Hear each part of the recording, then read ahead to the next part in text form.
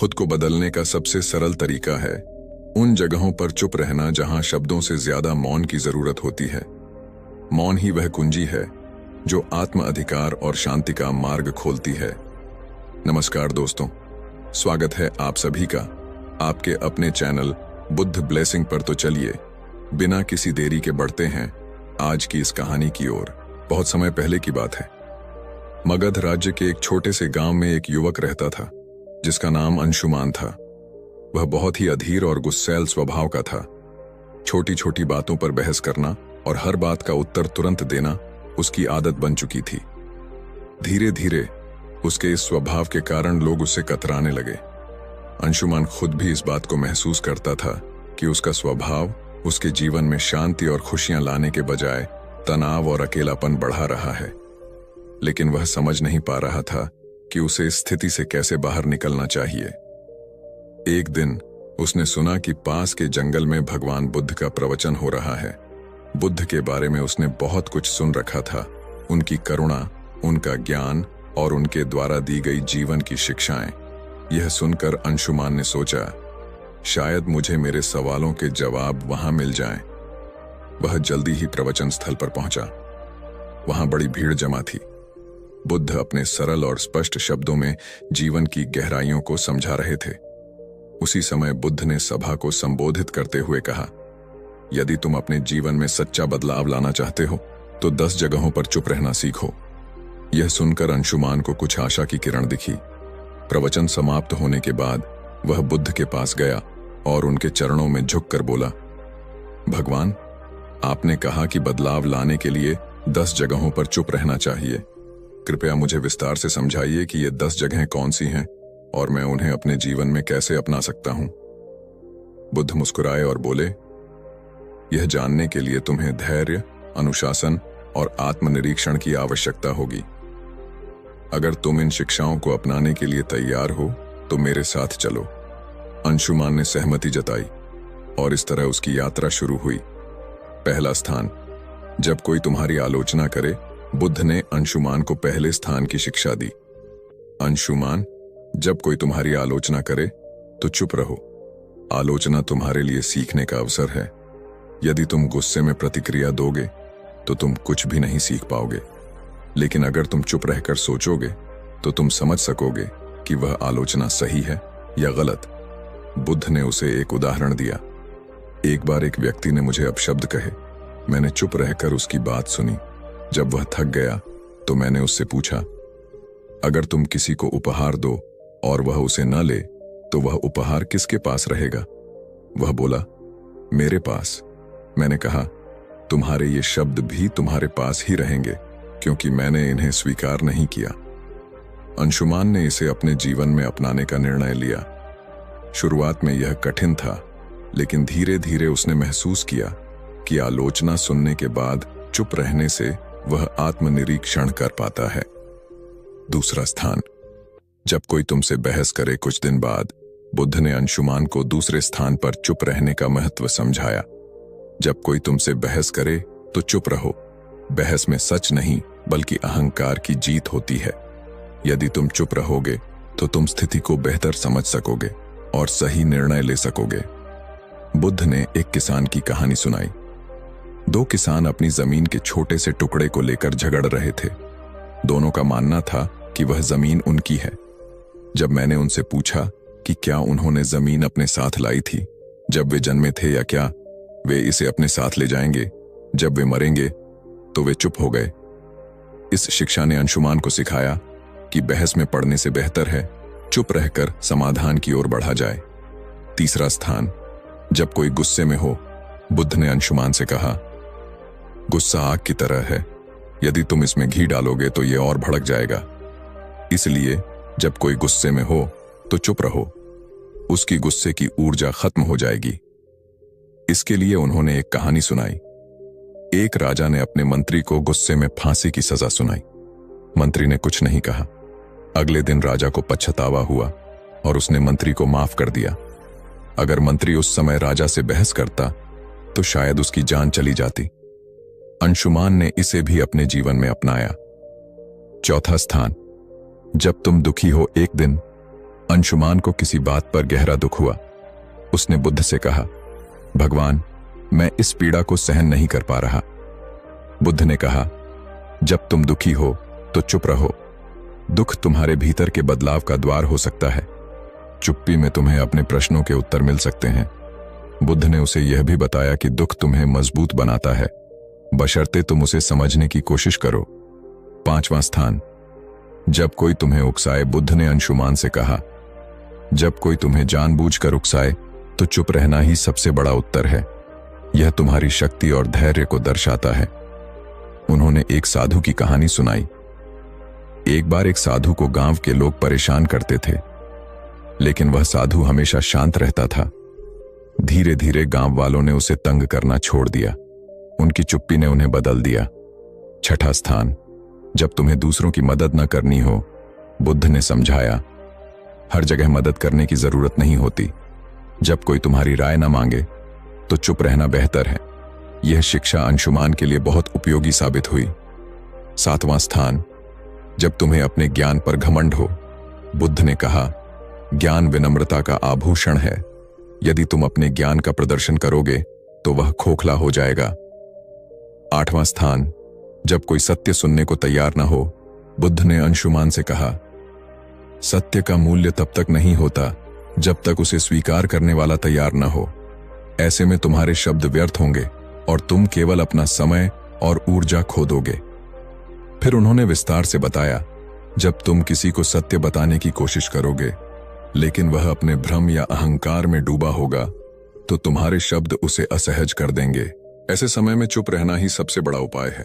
सत्य का बीज तभी फलेगा जब जमीन तैयार हो। बुद्ध ने अंशुमान को एक कहानी सुनाई। एक राजा के दरबार में एक साधु आया और कहा, राजन, तुम्हारे निर्णय गलत हैं।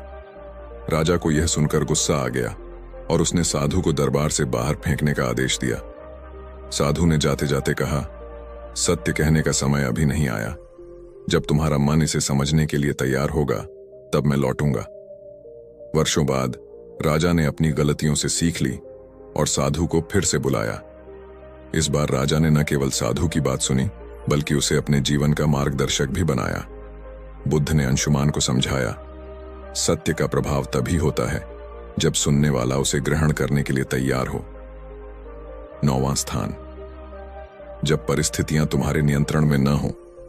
बुद्ध ने कहा, जीवन में कई बार ऐसी स्थितियां आती हैं जिन्हें तुम बदल नहीं सकते। उन पर क्रोधित या व्याकुल होकर तुम केवल अपनी शांति को खोओगे। ऐसे समय में चुप रहना ही सबसे बुद्धिमानी है। उन्होंने समझाया, चुप रहना कोई कमजोरी नहीं बल्कि धैर्य और संतुलन का प्रतीक है। जब परिस्थिति तुम्हारे बस में नहीं हो तो उसे स्वीकार करो और शांत रहो। यही मानसिक शक्ति का आधार है। बुद्ध ने एक घटना का जिक्र किया। एक बार एक किसान ने बुद्ध से पूछा, मेरा खेत सूखा पड़ा है, बारिश नहीं हो रही, मैं क्या करूं? बुद्ध ने उत्तर दिया, तुम बारिश नहीं बदल सकते, लेकिन तुम अपनी मेहनत को दिशा दे सकते हो। चुप रहो और अपने खेत के लिए वैकल्पिक उपाय खोजो। शांति से सोचो और समाधान खुद आ जाएगा। किसान ने यही किया और जल्द ही उसकी समस्या हल हो गई। बुद्ध ने कहा, जब परिस्थितियां तुम्हारे नियंत्रण में न हो तो चुप रहकर धैर्य और समाधान की दिशा में काम करना ही तुम्हारी सबसे बड़ी ताकत है। 10वां स्थान, जब तुम्हारा दिल भर जाए। बुद्ध ने अंशुमान से कहा, जब तुम्हारा हृदय कृतज्ञता, प्रेम और शांति से भर जाए तो इसे शब्दों की आवश्यकता नहीं होती। ऐसी स्थिति में चुप्पी स्वयं एक भाषा बन जाती है। यह तुम्हारे भीतर की सबसे बड़ी खुशी है।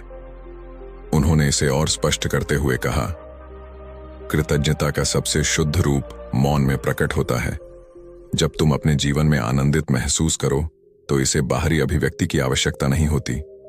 यह चुप्पी तुम्हारी आत्मा की खुशी का प्रतीक होती है। एक प्रेरणादायक कथा। बुद्ध ने अंशुमान को एक छोटी कहानी सुनाई।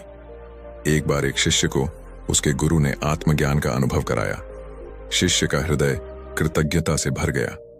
उसने गुरु से कहा, मैं आपको धन्यवाद देना चाहता हूं, लेकिन शब्द पर्याप्त नहीं लगते। गुरु मुस्कुराए और बोले, तुम्हारी चुप्पी ही मेरे लिए सबसे बड़ा धन्यवाद है, इसे बनाए रखो। बुद्ध ने समझाया, जब दिल भर जाए तो शब्दों की आवश्यकता नहीं होती। मौन तुम्हारी सबसे बड़ी अभिव्यक्ति है। अंशुमान ने जब बुद्ध से 10 जगहों पर चुप रहने का ज्ञान लिया तो बुद्ध ने उसे तुरंत अभ्यास में डालने का निर्णय लिया। उन्होंने कहा, ज्ञान का मूल्य तभी है जब इसे जीवन में लागू किया जाए। मैं तुम्हें कुछ परीक्षाओं से गुजरने का अवसर दूंगा। इन परीक्षाओं से तुम सीखोगे कि चुप्पी वास्तव में तुम्हें कितना बदल सकती है। अंशुमान ने सहमति दी और बुद्ध के मार्गदर्शन में अपने जीवन के इस नए अध्याय की शुरुआत की। बुद्ध ने अंशुमान को एक गांव भेजा जहां लोगों को उसकी पुरानी आदतों के बारे में बताया गया। जैसे ही अंशुमान वहां पहुंचा, लोगों ने उसे बुरा भला कहना शुरू कर दिया।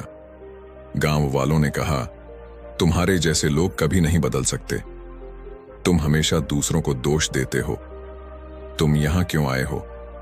अंशुमान का स्वभाव था कि वह तुरंत जवाब दे और खुद को सही साबित करे, लेकिन इस बार उसने बुद्ध का बताया पहला स्थान याद किया।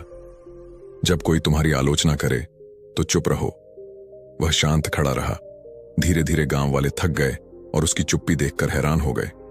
उन्होंने महसूस किया कि वह बदल चुका है। अंशुमान बुद्ध के पास लौटा और कहा, भगवान, चुप रहना कठिन था, लेकिन इससे मुझे एक नई ऊर्जा मिली। बुद्ध मुस्कुराए और बोले, यही पहला कदम है। अब अगली परीक्षा के लिए तैयार हो जाओ। दूसरी परीक्षा। जब कोई बहस करे, बुद्ध ने अंशुमान को एक व्यापारी के पास भेजा जो हमेशा अपने ग्राहकों से बहस करता रहता था। बुद्ध ने कहा, इस व्यापारी से कोई सवाल पूछो और जब वह बहस करे तो चुप रहो। अंशुमान व्यापारी के पास गया और पूछा, आपके सामान की कीमत इतनी अधिक क्यों है? व्यापारी तुरंत गुस्से में आ गया और बहस करने लगा, तुम्हें क्या पता कि मैं कितना मेहनत करता हूं? क्या तुम मेरे काम की कद्र नहीं करते? अंशुमान ने बुद्ध के दूसरे स्थान को याद किया। जब कोई बहस करे तो चुप रहो। वह शांत खड़ा रहा। उसकी चुप्पी ने व्यापारी को सोचने पर मजबूर कर दिया। उसने महसूस किया कि बहस का कोई अर्थ नहीं है। तीसरी परीक्षा। गुस्से का सामना करना। अब बुद्ध ने अंशुमान को एक ऐसे व्यक्ति के पास भेजा जो अपने गुस्से के लिए कुख्यात था। अंशुमान को उसके पास जाकर मदद मांगने को कहा। उस व्यक्ति ने गुस्से में कहा, तुम्हें मुझसे मदद चाहिए? तुम्हारी हिम्मत कैसे हुई? अंशुमान ने पहले की तरह जवाब देने की बजाय चुप रहने का निर्णय लिया। धीरे धीरे उस व्यक्ति का गुस्सा शांत हो गया। उसने कहा, तुमने मुझे जवाब क्यों नहीं दिया? क्या तुम डरे हुए हो? अंशुमान ने कहा, मैं आपके गुस्से को नहीं बढ़ाना चाहता था। उस व्यक्ति ने महसूस किया कि चुप्पी में शक्ति है। चौथी परीक्षा। दुख का सामना करना। अगली परीक्षा में बुद्ध ने अंशुमान को एक विधवा स्त्री के पास भेजा जिसका इकलौता बेटा हाल ही में मृत्यु को प्राप्त हुआ था। वह स्त्री अपनी पीड़ा में किसी से बात नहीं करती थी। बुद्ध ने कहा, उसके पास जाओ और बिना कुछ कहे उसकी मदद करो। अंशुमान उसके पास गया और बस उसके पास बैठा रहा। उसने कुछ नहीं कहा, लेकिन उसकी मौन उपस्थिति ने स्त्री को सांत्वना दी। उसने पहली बार किसी से अपनी कहानी साझा की और अपने दुख से उबरने का प्रयास किया। बुद्ध ने कहा, दुख में चुप्पी कई बार शब्दों से अधिक प्रभावी होती है। पांचवी परीक्षा। उकसावे का सामना करना। बुद्ध ने अंशुमान को एक ऐसे समूह के पास भेजा जो उसे उकसाने के लिए तैयार था। उन्होंने अंशुमान को अपमानजनक बातें कहीं, लेकिन अंशुमान शांत रहा। उसकी चुप्पी ने उन्हें हार मानने पर मजबूर कर दिया। परीक्षाओं के बीच अंशुमान ने बुद्ध से पूछा, भगवान, चुप रहना कैसे इतना प्रभावी हो सकता है? बुद्ध ने कहा, एक बार एक राजा ने एक साधु से पूछा, जीवन में सबसे बड़ी ताकत क्या है? साधु ने राजा को एक कटोरा पानी और तेल दिया। उसने कहा, पानी और तेल को मिलाओ। राजा ने कोशिश की, लेकिन तेल पानी में घुल नहीं पाया। साधु ने कहा, चुप्पी तेल की तरह है, इसे आपसे अलग नहीं किया जा सकता। जब तक तुम इसे संभालोगे, यह तुम्हारी सबसे बड़ी ताकत रहेगी। अंत की परीक्षा। जब दिल भर जाए, अंत में बुद्ध ने अंशुमान को खुद से एक और परीक्षा लेने को कहा। उन्होंने कहा, जब तुम्हारा दिल खुशी और कृतज्ञता से भर जाए, तब चुप्पी को अपनाओ। अंशुमान ने महसूस किया कि जब वह अपनी सभी परीक्षाओं में सफल हुआ, तो उसका दिल शांति और आनंद से भर गया। उसने बुद्ध के चरणों में झुककर कहा, भगवान, मैं बदल चुका हूं। अब मैं जानता हूं कि चुप्पी ही सच्चा ज्ञान है। यह कहानी हमें सिखाती है कि चुप रहना केवल बोलने से बचना नहीं है, यह एक आंतरिक शांति और समझ का प्रतीक है। बुद्ध की यह शिक्षा हमें अपने जीवन के हर पहलू में संतुलन और शांति लाने का मार्ग दिखाती है। जब हम बोलने की बजाय सुनना और समझना सीखते हैं तो जीवन वास्तव में बदलने लगता है। यह कहानी हमें सिखाती है कि चुप्पी सिर्फ शब्दों का अभाव नहीं, बल्कि आत्मा की भाषा है।